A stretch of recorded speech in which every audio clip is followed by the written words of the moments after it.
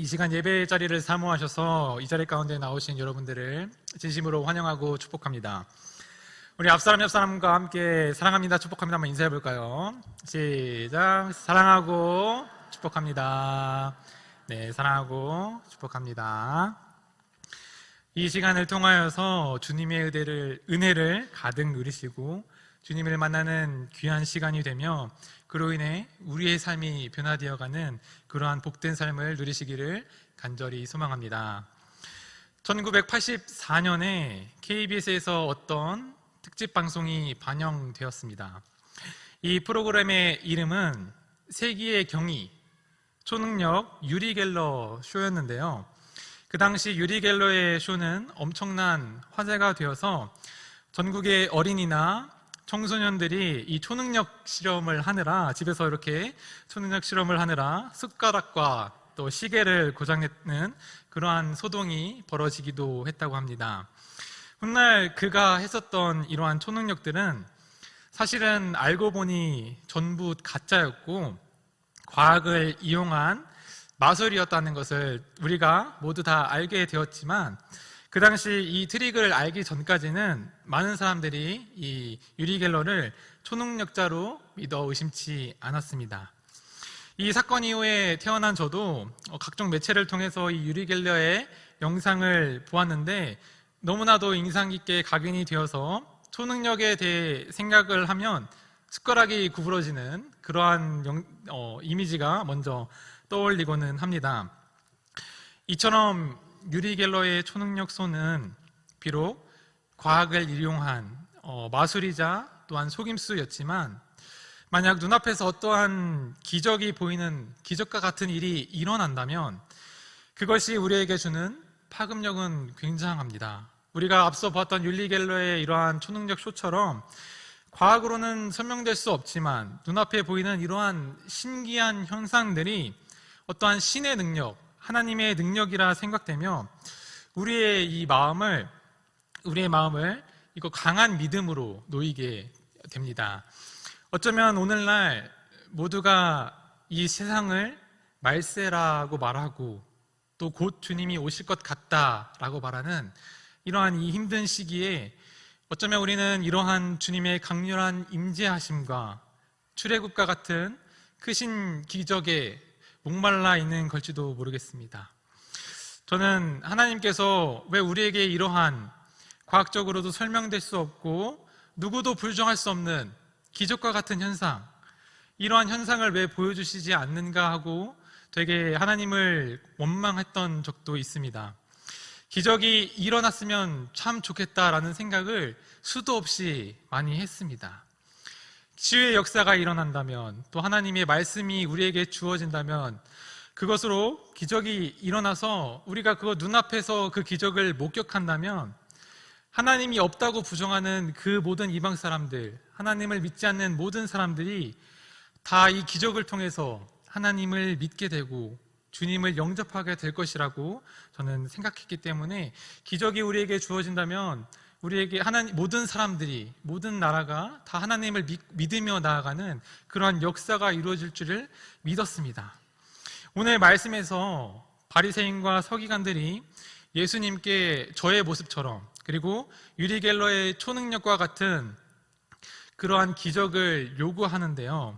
그런데 예수님은 바리새인들과 이 서기관들에게 단숨에 한 번에 믿음에 빠질 수 있는 그러한 특별한 기적을 보여주시기는커녕 오히려 그들에게 화를 내시며 요나의 표적, 요나의 기적을 말씀하십니다. 예수님은 왜 그들에게 요나의 표적을 말씀하시는지, 요나의 기적을 말씀하시는지 우리 함께 오늘 마태복음 12장의 말씀을 함께 살펴보려고 합니다. 오늘 본문 말씀 마태복음 12장 38절에서는 서기관들과 바리새인들은 예수님께 표적을 보여달라고 요청하고 있습니다. 서기관들과 바리새인은 예수님께 어떤 표적을 바랬을까요? 숟가락을 구부러뜨리는 그러한 기적을 원했을까요? 오늘 본문 말씀과 비슷한 내용인 마태복음 16장에 이들의 목적이 나타나는데 우리 함께 마태복음 16장 1절 말씀을 읽어보도록 하겠습니다. 바리새인과 사두개인들이 와서 예수를 시험하여 하늘로부터 오는 표적을 보이기를 청하니. 마태복음 16장 말씀을 통하여서 바리새인과 사두개인들은 예수님을 시험하기 위해 하늘로부터 오는 표적, 하늘로부터 내리는 그 표적을 요청하는 것으로 보아 오늘 본문 말씀 또한 오늘 본문 마태복음 12장 말씀 또한 바리새인과 사두개인들이 원하는 그 표적은 예수님이 정말로 메시아인지 하나님의 아들이신지 증명할 수 있는 그러한 증거로서 출애굽과 같은 자연재해 같은 기적이나 또는 아주 특별하고 놀라운 기적을 보여달라고 말하고 있음을 알 수 있습니다.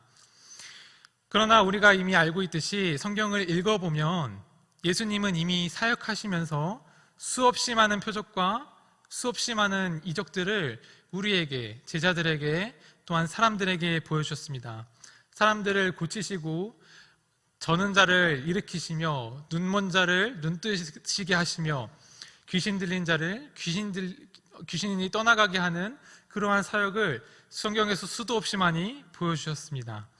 마태복음에서 오늘 본문인 12장 앞쪽 내용만 쭉 살펴보아도 예수님은 마태복음 8장부터 많은 사람들을 병 고치고 또 치유해 주셨습니다. 8장에서도 9장에서도 또 표적을 요구하는 오늘 본문인 12장 바로 직전에서도 예수님은 눈 멀고 말 못하는 사람을 치유해 주시는 이러한 표적을 보여주셨습니다. 바리새인과 서기관들은 이미 예수님의 이러한 여러 표적을 눈앞에서 보았음에도 불구하고 나병 환자를 고치시는 기적, 백부장의 종을 고치시는 기적, 풍랑을 잠잠케 하시는 기적, 또한 많은 사람들을 고치시는, 많은 사람들의 질병을 고치시는 이러한 기적을 보았음에도 예수님을 메시아로 인정하지 않고 있음을 오늘 본문에서 보이고 있습니다. 함께 마태복음 12장 38절을 읽겠습니다. 그때에 서기관과 바리새인들 중 몇 사람이 말하되 선생님이여 우리에게 표적 보여주시기를 원하나이다. 아멘. 바리새인들과 서기관들은 많은 기적과 많은 이적들과 표적들을 보았음에도 오늘 본문 38절에서 예수님을 지칭할 때에 주여 주님이라고 외치는 것이 아니라 그저 선생님이여 라고 말하고 있습니다. 같은 말로는 랍비여 선생님이여 라고 호칭하며 철저하게 예수님을 메시아로 받아들이는 것이 아니라 어떠한 선생님, 어떠한 학식이 많은 사람으로 받아들이고 있습니다.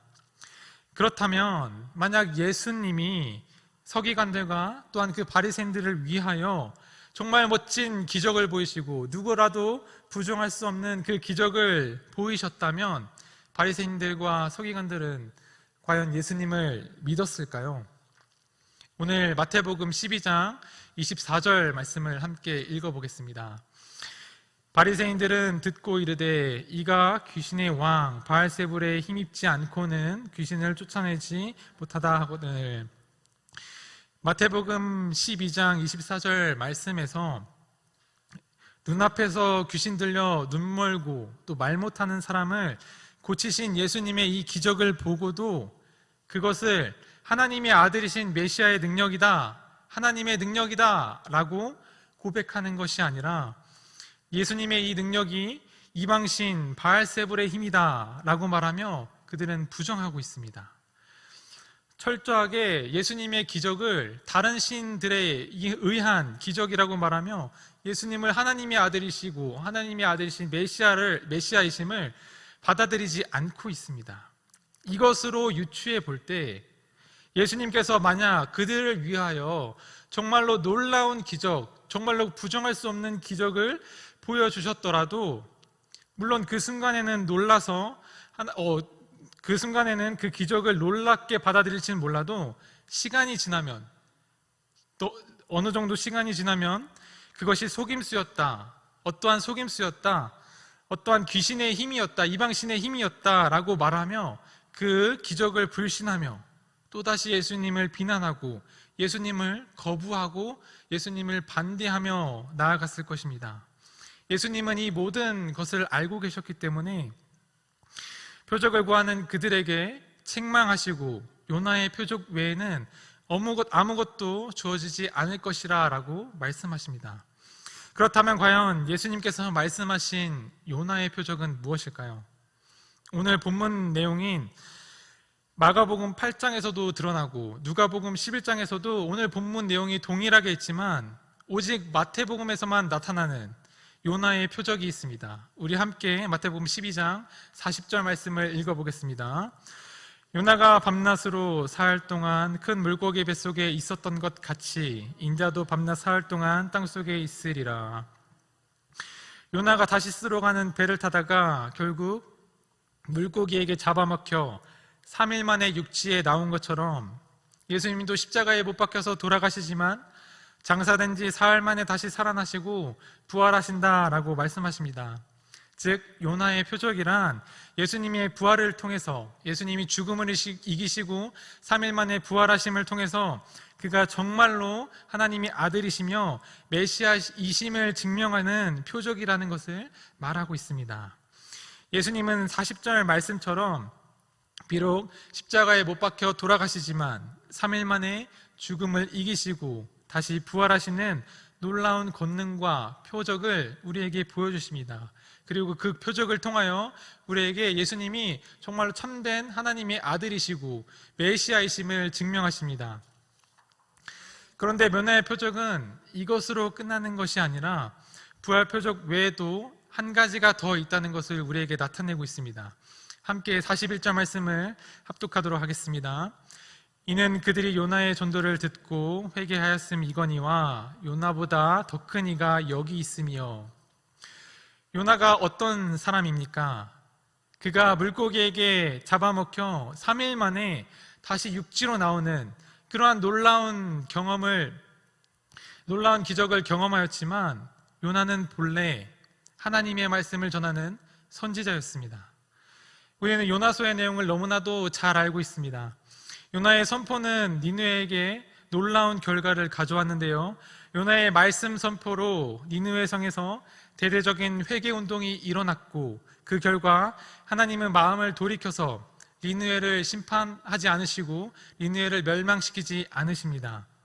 요나의 말을 믿고 하나님께 회개한 니느웨는 사망의 길로 빠지지 않고 멸망당하지 않고 구원을 얻게 되었습니다. 예수님은 바로 이것을 요나의 두 번째 표적이라 말씀하시며 나타내고 계십니다. 예수님이 선포하시는 그 말씀을 믿는다면 또한 우리 자신이 예수님의 그 말씀을 믿고 마음을 돌이켜서 회개한다면 사망의 길로 빠지지 않고 멸망당하지 않고 구원을 얻게 된다는 놀라운 표적을 우리에게 말씀하고 계십니다. 예수님의 선포는 우리를 향한 구원의 한 줄기의 빛이고 또한 생명의 한 줄기의 빛이십니다.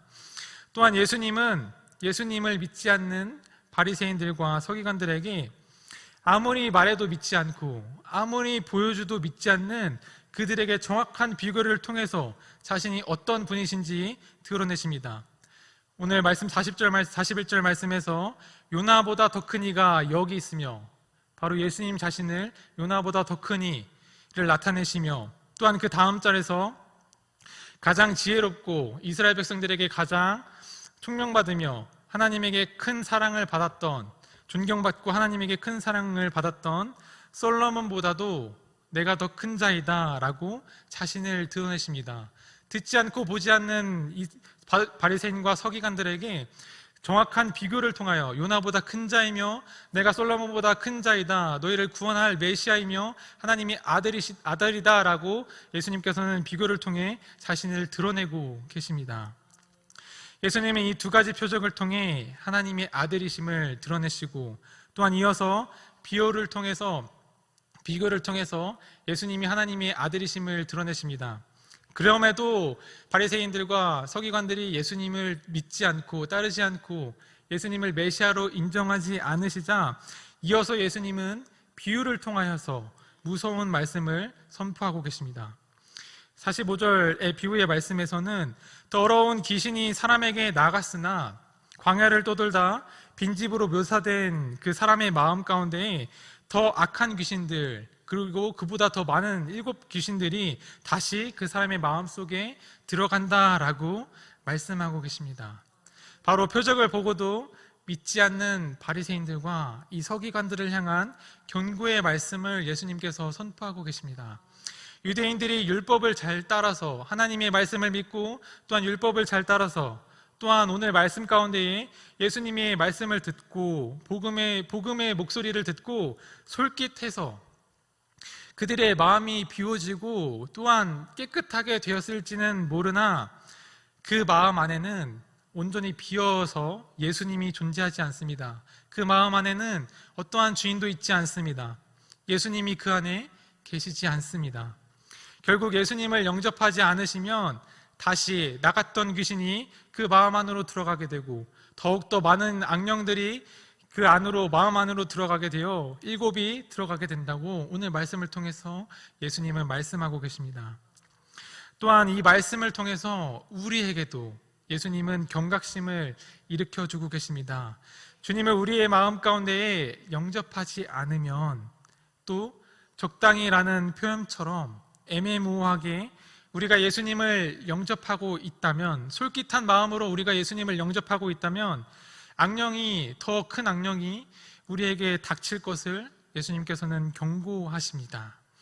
오늘 말씀을 통하여 요나의 표적은 예수님의 부활과 더불어 니느웨 사람들로 회개하게 만들었던 요나의 그 선포처럼 온 인류 구원을 위해 예수님께서 선포하시는 말씀을 가르치십니다. 오늘 우리는 바리새인들과 서기관들이 예수님께 그 표적을 구하자 예수님들은 그들의 요청을 거절하시면서 요나의 표적을 나타내시는데 그 요나의 표적에 대한 2가지 의미를 함께 살펴보았습니다. 우리의 믿음이 때로는 약해져서 또 우리는 너무나도 연약해져서 하나님이 한 번이라도 우리 앞에 나타난다면 우리가 믿을 텐데 하나님이 우리에게 강렬한 임재하심과 크신 기적을 보이신다면 우리가 정말로 주님을 열심히 믿을 텐데 라고 우리가 때로는 생각하지만 기적 같은 일이 일어나야 정말로 하나님의 뜻이다 라고 생각하고는 하지만 오늘 우리의 모습이 이 바리새인과 서기관들의 모습처럼 기적을 바라고 또한 어떠한 표적을 기대하며 우리의 삶을 살고 있지 않았는지 오늘 이 사순절 기간 가운데 우리의 삶을 한번 되돌아보았으면 좋겠습니다. 바리새인들과 서기관들의 오늘 모습처럼 주어진 말씀을 받아들이기보다는 마음의 문을 닫고 내가 원하는 모습의 예수님, 내가 원하는 기적을 주시는 예수님의 그 모습을 바라며 구하며 나아가지 않았나 우리의 모습과 마음을 한번 고백하며 나아가기를 소망합니다.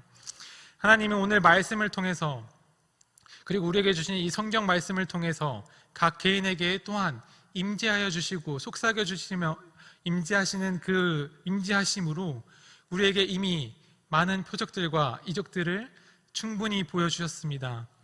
표적을 보고 믿는 신앙 또한 기적을 간구하는 그러한 바리새인들과 서기관 같은 신앙이 아니라 니느웨 사람들처럼 오늘 우리에게 주어진 이 말씀 가운데 외면했던 모습들 그리고 교만하고 의심했던 우리의 그러한 모습들을 다시 한번 되돌아보고 더 큰 기적을 우리가 계속해서 의지하며 나아가는 것이 아니라 우리의 그러한 모습들을 회개하며 말씀을 붙잡고 나아가는 저와 여러분들이 되기를 간절히 소망합니다.